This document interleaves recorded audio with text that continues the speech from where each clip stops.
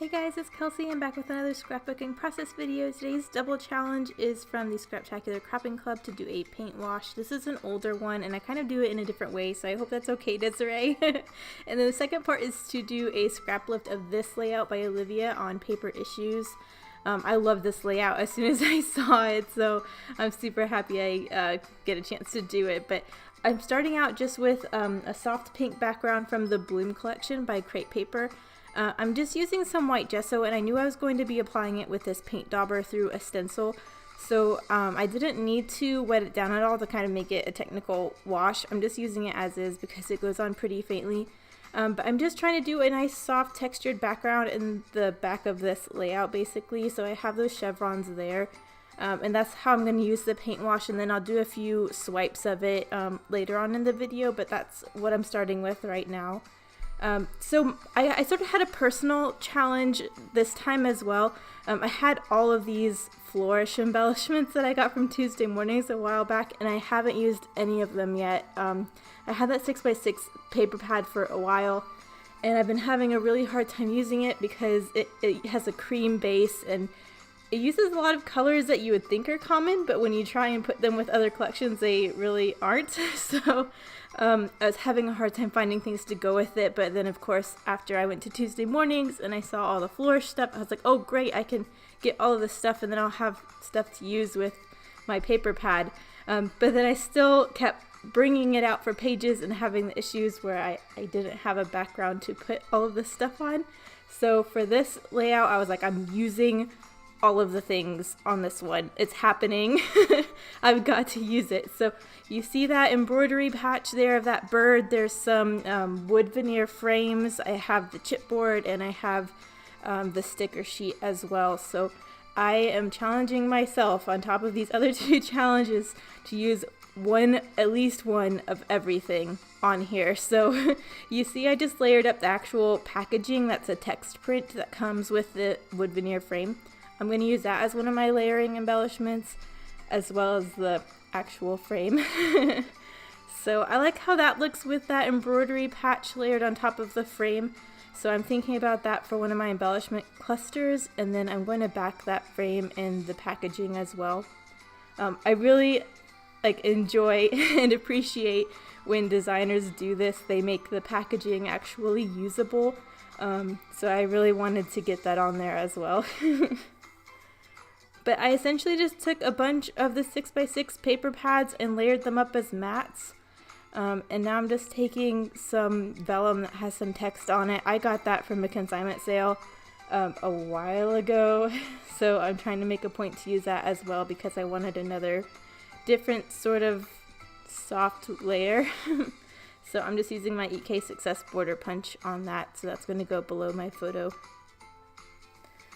But essentially, the sketch that I'm scrap lifting had some mixed media in the background, a bunch of layers behind the photo, and then a little embellishment, and then the title right there above that photo cluster. So that's basically what I'm going with. I'm just trying to get everything layered down here.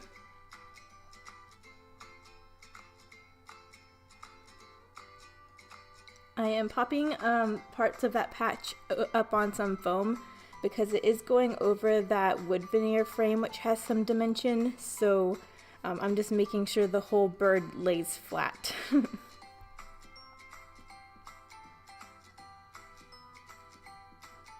So I got one of the frames on here, I got that patch, I got the paper. So I still need to get up some of the stickers and the chipboard on here. So I'm looking at that the sticker sheet there on the right to see what I can incorporate. But first the frame was looking like it was hanging off weird and wasn't really connected to the photo. So I did just add a little doily behind that. And then I wanted to go ahead and get the title down because I knew where it was going and what it was going to be. So this is Root Beer Float. I'm just going to call this Family. I did have the Frankenstein again. Of course, that M is actually a W. Whatever. And then I didn't have an L, so I think I cut up a 7. I really don't use my numbers very often, so I wasn't really bothered by that. And then I just know I want to have a little bit embellishment on the upper right hand corner and then down by the bird. So I cut that wreath sticker in half and tucked them on either side. So I'm just going basically between the chipboard and the sticker sheet to see how I can layer up some embellishing. This is the part where I just swipe a little bit more of that gesso on either side of the corners.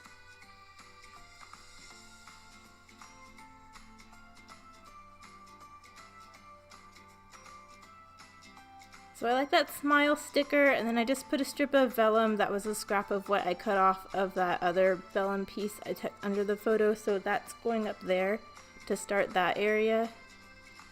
And then I'm just going to tuck a few things in here and there. I'm using a few floral elements.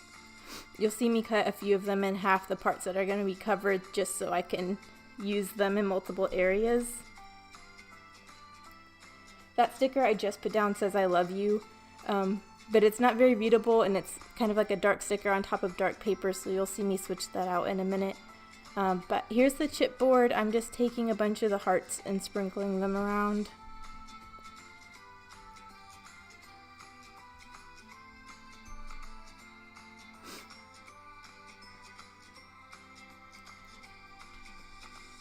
I'm thinking the upper left hand corner needs a little something, so I'm going to repeat that scallop border punch on that pattern paper. That's also one of the mats, so I can bring that up to that upper left hand corner. I guess I should mention this is some of my family at the wedding. Like, the whole point we went to Texas was one of my cousins was getting married, so this was right after the ceremony, before we all went to the reception. We just got, and this wasn't even all of the family, but this is most of our side of the family. After the ceremony, we all got a group picture up front. But I don't do this a lot, but I love the look of it when you just kind of haphazardly have twine strewn on the layout. I think I saw someone else do this on a layout. I don't know where I saw it, if it was on Pinterest or in one of the groups. But it stuck with me, so I really wanted to do that on this page because I thought it added the perfect finishing touch. So that's just some pink and white Recollections twine. I just kind of strewn it on the page, had a few twists, and then I just glued it down in a few key areas so it pretty much stays put.